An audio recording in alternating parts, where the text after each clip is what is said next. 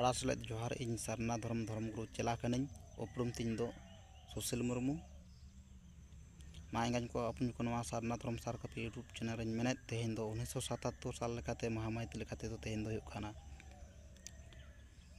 ᱵᱟᱹᱭᱥᱟᱹᱠᱷ ᱵᱚᱸᱜᱟ ᱢᱩᱞᱩᱜ ᱵᱟᱨᱥᱤᱧ ᱠᱟᱱ ᱵᱟᱞᱮ ᱢᱟᱦᱟ ᱠᱟᱱ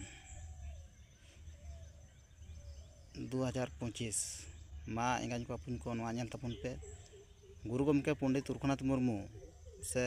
रघुनाथ मुर्मू जहाय मेन आकाद धर्म कथा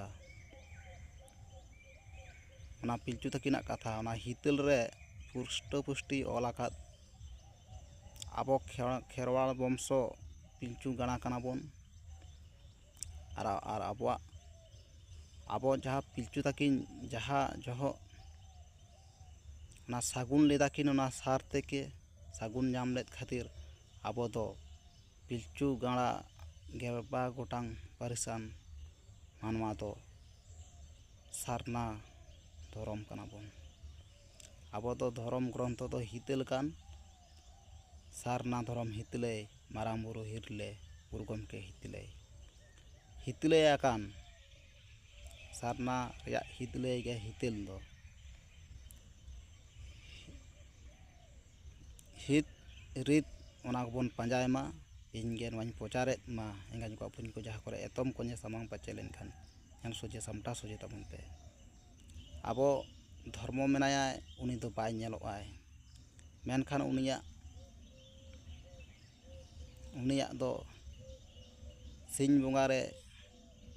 एलांग दाड़े तो ताय मेना आकाद मा नवा गे गुरु गमके लैया काद ऑलचिकी ते चेदो तबन पे और अब सारना सार तकिन सागुन लेद पिलचू तकिन ओनाते अब दो सारना कना बोन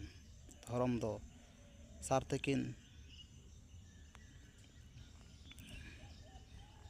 सागुन लेना बोन अब दो सारते पिलचू तकिन नेर हो सार तकिन सागुन लेद ओना खातिर अब दो सारना धरम हितले माराम बुरु हिरले गुरु गमके हितले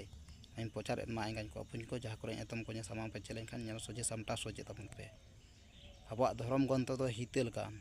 हित हरबार मा नवा लेकिते नोडे गे मुचाद कदा आरो इन रोड तबना जोहार।